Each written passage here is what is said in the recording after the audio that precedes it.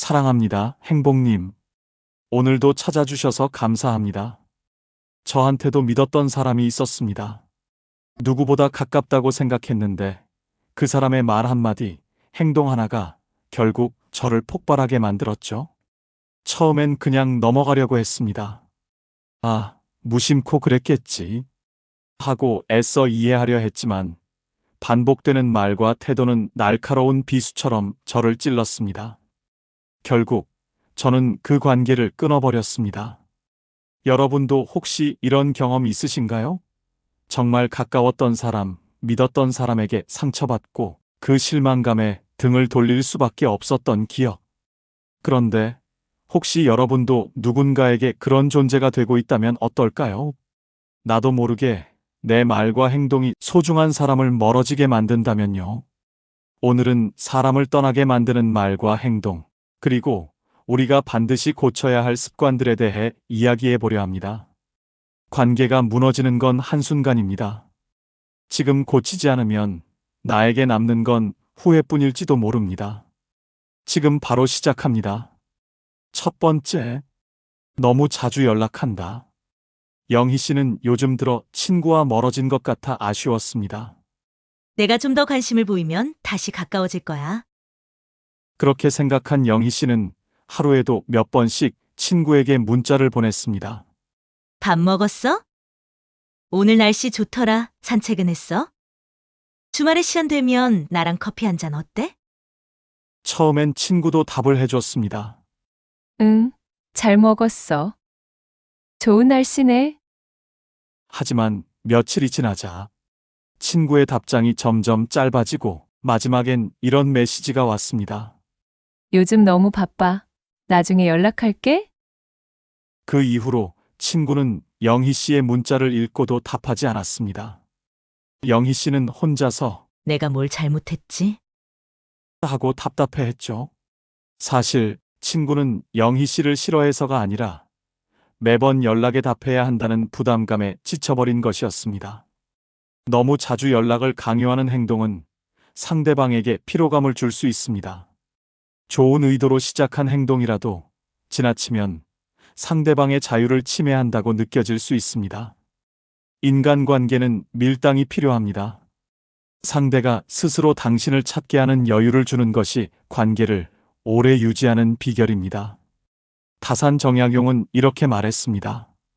친밀함이 지나치면 도리어 멀어진다. 인생의 관계는 적당한 거리에서 빛난다. 이 말처럼 관계를 유지하려면 적당한 거리와 여유가 중요합니다. 여러분, 우리가 누군가에게 더 가까워지고 싶은 마음은 소중한 감정입니다. 하지만 그 마음이 너무 강하면 오히려 상대방을 지치게 하고 관계를 멀어지게 만들 수도 있습니다. 혹시 내가 지나치게 연락을 하고 있는 건 아닌지 한번 돌아보세요. 때로는 조용히 기다리고 상대가 스스로 우리를 찾게 하는 시간을 주는 것이 진정한 배려입니다. 인간관계도 숨 쉴 틈이 필요합니다. 오늘부터는 적당한 거리에서 더 깊은 관계를 만들어 보세요. 여러분의 관계가 더 따뜻해질 겁니다. 두 번째, 상대의 말을 잘 끊는다. 동네 산악회에서 처음 만난 준호 씨는 적극적이고 활발한 성격으로 유명했습니다.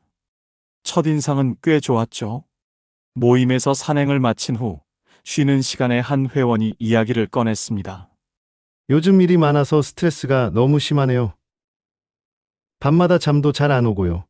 그러자 준호 씨가 기다렸다는 듯 말을 끊으며 이렇게 말했습니다. 그거 아무것도 아니에요.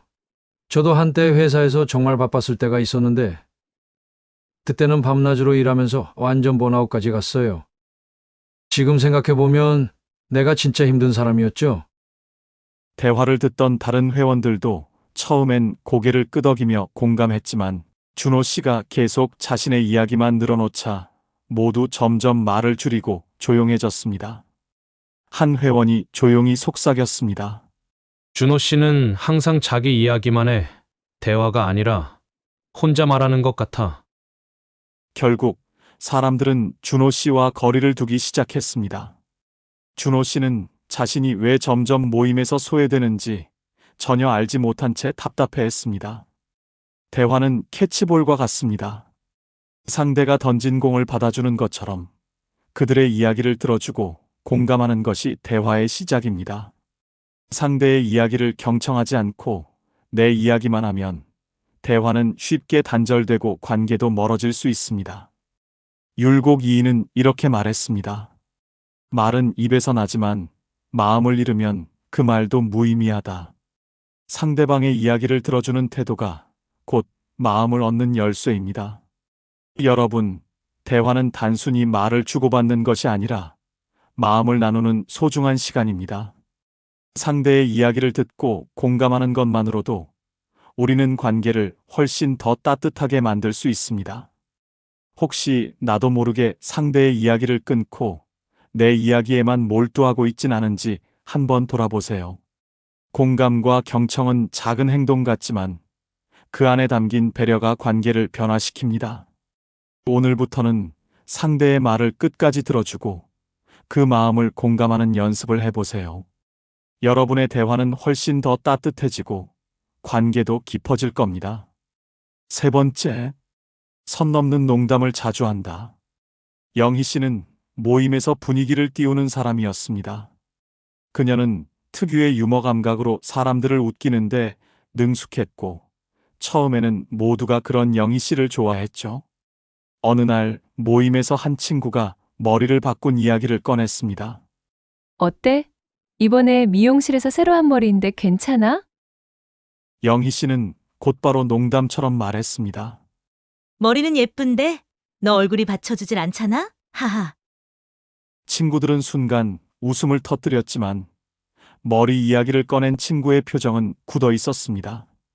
또 다른 날엔 친구의 개인적인 연애 문제를 다루며 이렇게 말하기도 했습니다. 너는 그런 성격이라 연애가 힘들지. 내가 그 사람이라도 너랑 못 만나겠다. 모두 웃는 척 했지만 속으로는 불편한 기색이 역력했습니다. 영희 씨는 친구들이 함께 웃는 줄 알았지만 사실 친구들은 억지로 웃으며 불편한 감정을 참아내고 있었습니다. 시간이 지나자 친구들은 모임에서 영희 씨와의 대화를 피하기 시작했고 모임 자리도 점점 적게 나오게 됐습니다. 영희 씨는 친구들이 자신과 멀어지는 이유를 몰라 답답해했지만 친구들은 속으로 이렇게 생각했습니다. 영희는 농담이 아니라 사람 기분을 상하게 하는 말만 해. 농담은 분위기를 밝게 만들지만 그 선을 넘으면 상대에게 상처가 될 수 있습니다. 특히 외모, 민감한 주제 또는 상대의 약점을 건드리는 농담은 의도와 상관없이 상대에게 깊은 불편함을 줄 수 있습니다. 농담의 핵심은 웃음이 아니라 배려입니다. 율곡 이인은 이렇게 말했습니다. 말이 웃음이 되지 않으면 가시가 된다. 가벼운 농담이 상대의 마음에 빗으로 꽂히지 않게 하라. 말은 아무리 가볍게 건넸다 해도 상대의 마음에 따라 큰 무게를 가질 수 있습니다. 여러분, 농담은 상대방을 웃게 하고 즐겁게 하려는 마음에서 시작됩니다. 하지만 그 마음이 아무리 좋아도 상대방이 불편함을 느낀다면 농담은 상처로 남을 수 있습니다. 혹시 내가 농담으로 상대를 불편하게 하고 있지는 않은지 상대의 표정과 반응을 한번 돌아보세요. 진짜로 웃는지 억지로 웃고 있는지 잘 살펴보는 것이 중요합니다. 오늘부터는 상대의 기분과 상황을 먼저 생각하며 농담을 건네보세요. 가벼운 말 한마디가 진정한 즐거움과 따뜻한 관계를 만들어갈 것입니다. 네 번째, 자꾸 가르치려 든다. 정수 씨는 가족 모임에서 늘 자신이 한마디 해야 직성이 풀리는 사람이었습니다. 조카가 대학 진로 문제로 고민하며 말했습니다. 저는 디자인 쪽으로 공부해볼까 생각 중인데요. 정수 씨는 그 말을 끝까지 듣지도 않고 바로 끼어들었습니다. 디자인? 그건 별로야. 요즘 경쟁도 심하고. 네가 잘 모르겠지만 차라리 실용적인 걸 선택하는 게 좋아. 내 말 들어봐. 그뿐만이 아니었습니다. 동생이 새로 시작한 사업 이야기를 꺼내면 그런 식으로 하면 안 돼. 내가 볼 땐 그 방법은 잘못된 거야. 이렇게 해야 성공할 수 있어. 처음엔 가족들도 정수 씨의 이야기를 고맙게 들으려 했지만 점점 대화 중간마다 끼어들어 가르치려 드는 태도에 지쳐갔습니다. 결국 정수 씨가 무슨 말을 하려고 해도 가족들은 고개를 끄덕이거나 어색하게 미소를 지을 뿐 깊은 대화를 나누지 않게 되었습니다. 정수 씨는 혼자서 왜 이렇게 내 말에 관심이 없는 거지? 하고 답답해했지만 가족들은 속으로 생각했습니다. 정수영은 항상 자기가 정답인 것처럼 말하니까 대화가 불편해. 충고는 필요한 사람에게 적절한 시기에 해야 효과가 있습니다. 상대방이 원하지 않을 때 하는 충고는 배려가 아니라 간섭처럼 느껴질 수 있습니다. 때로는 공감만으로도 상대방에게 더 큰 위로와 힘을 줄 수 있습니다.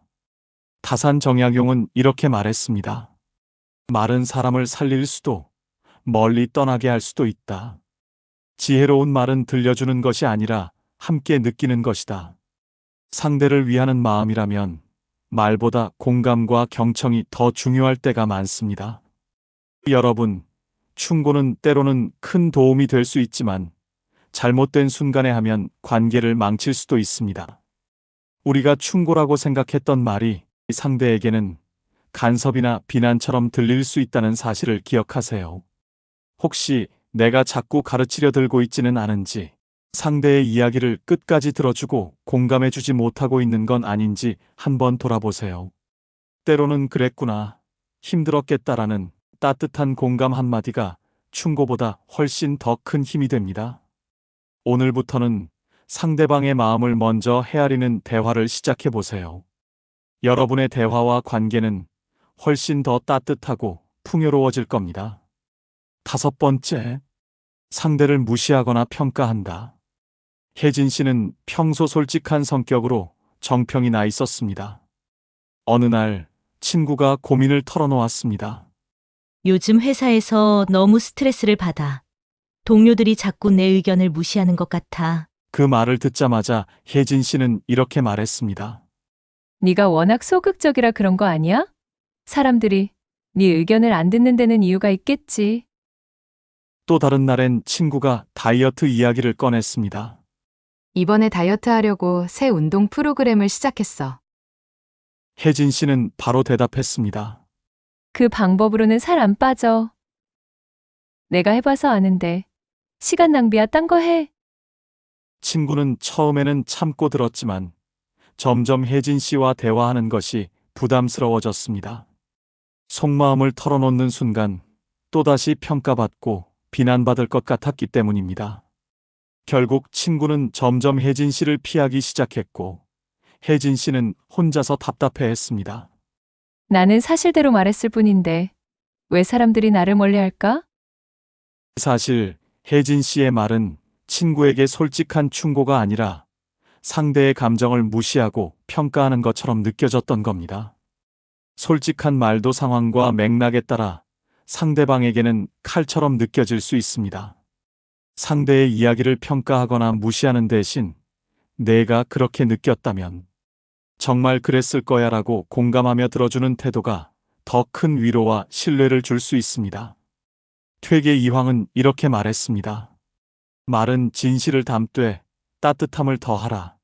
그 따뜻함이 사람을 움직인다. 사실만으로는 사람의 마음을 얻을 수 없고 그 안에 배려가 담길 때 비로소 진심이 전해집니다.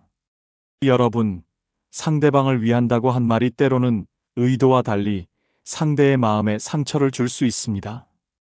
우리가 사실대로 말했을 뿐이라고 느껴도 상대에게는 그 말이 비난이나 무시로 들릴 수도 있다는 점을 꼭 기억하세요. 혹시 내가 상대의 감정을 헤아리기보다 평가하려 든 건 아닌지 돌아볼 필요가 있습니다. 말은 상대의 상처를 아물게도 더 깊게도 할 수 있습니다.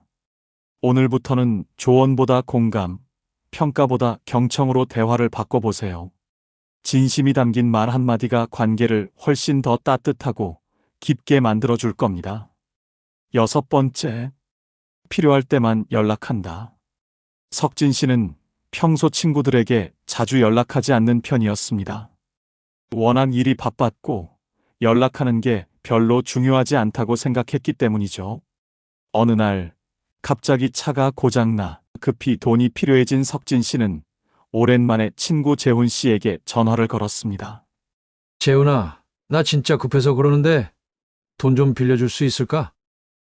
재훈 씨는 당황했지만 흔쾌히 도와줬습니다. 그런데 마음 한편으론 이런 생각이 들었습니다. 석진이는 연락할 때마다 뭔가 부탁을 하네? 평소엔 연락 한 번 없다가 그 다음 주 석진 씨는 회사에서 새로운 프로젝트를 맡았습니다. 이번엔 전문적인 조언이 필요했죠. 곧바로 대학 동창 민수 씨에게 연락했습니다. 민수야, 너 그 분야 잘 알잖아? 내가 이번 프로젝트 맡았는데 좀 도와줄 수 있을까? 민수 씨는 도움을 주면서도 속으로는 비슷한 생각이 들었습니다.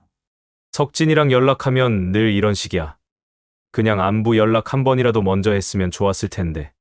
시간이 흐르면서 석진 씨의 친구들은 그의 전화를 받기 꺼리기 시작했습니다. 이번엔 또 무슨 부탁일까? 결국 석진 씨는 자신이 필요할 때만 연락하는 사람이라는 인식 때문에 친구들과 점점 멀어졌습니다. 그는 혼자서 답답해하며 이렇게 생각했습니다. 나는 그냥 바빠서 연락을 못한 건데 왜 이렇게 다들 나를 피하지? 사실 친구들은 석진 씨의 연락이 단순한 부탁으로 느껴져 점점 마음이 식어가고 있었던 겁니다. 필요할 때만 연락하는 관계는 오래 갈 수 없습니다. 상대는 지 필요할 때만 연락하네 라고 느끼며 서운함이 쌓이게 되죠. 목적 없이 안부를 묻고 상대를 진심으로 생각하는 연락이 관계를 오래 유지하는데 큰 힘이 됩니다. 율곡 이인은 이렇게 말했습니다. 작은 관심이 큰 정을 만든다. 정성스러운 한마디가 사람의 마음을 움직인다. 작은 연락이라도 진심을 담아 상대를 챙길 때 그 관계는 더 깊어집니다. 여러분, 우리가 바쁜 일상 속에서 연락을 잊고 지낼 수는 있지만 필요할 때만 연락을 한다면 그 관계는 금세 얕아질 수 있습니다. 혹시 내가 필요할 때만 연락하는 사람은 아닌지 한번 돌아보세요. 특별한 이유 없이도 요즘 어떻게 지내? 라고 물어보는 안부. 전화 한 통이 상대에게 큰 감동이 될 수 있습니다. 오늘부터는 목적 없는 연락으로 사람과의 관계를 따뜻하게 이어가 보세요. 작은 관심이 큰 정이 되고 여러분의 관계를 더 풍요롭게 만들어줄 겁니다. 7번째, 늘 피해자처럼 행동한다. 준호 씨는 늘 자신의 불행을 강조하는 사람이었습니다. 친구들과의 대화에서도 가족 모임에서도 모든 화제는 결국 준호 씨의 힘든 상황으로 이어지곤 했습니다. 친구가 대화를 시작했습니다. 요즘 회사에서 일이 많아서 좀 힘들어. 그러자 준호 씨는 바로 말을 이어갔습니다. 그게 뭐 힘들어? 난 너보다 훨씬 더 힘들어. 우리 회사는 일이 폭탄처럼 쏟아지는데 월급도 적고 상사는 매일 스트레스만 주고 네가 나처럼 살아봐야 진짜 힘든 걸 알지? 가족 모임에서도 마찬가지였습니다. 이번에 여행 다녀왔는데 너무 좋았어. 좋았겠다. 난 시간이 없어서 여행은 꿈도 못 꿔. 내 인생은 정말 고달파.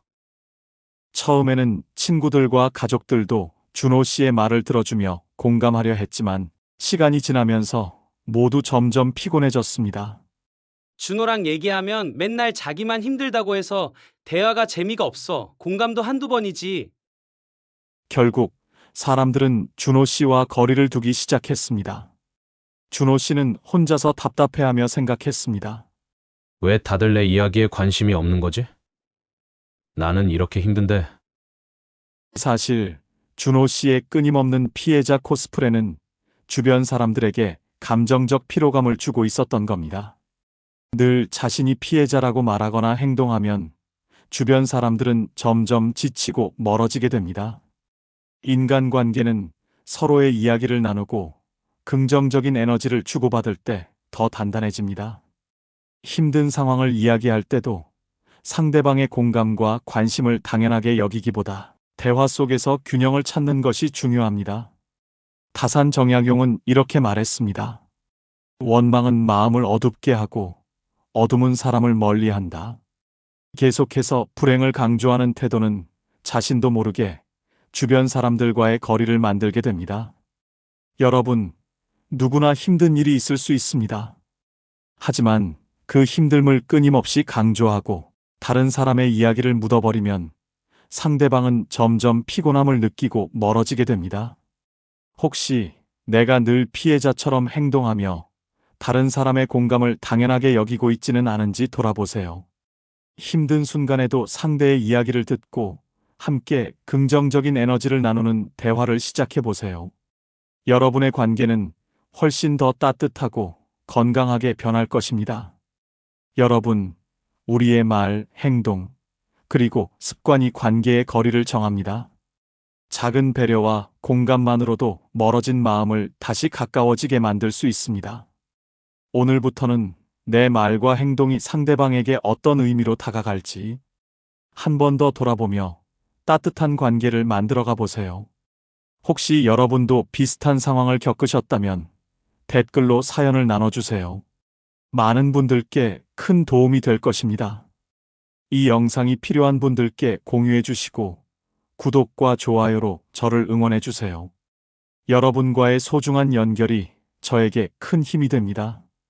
오늘도 여러분의 행복을 빕니다. 이상으로 행복 주문서였습니다.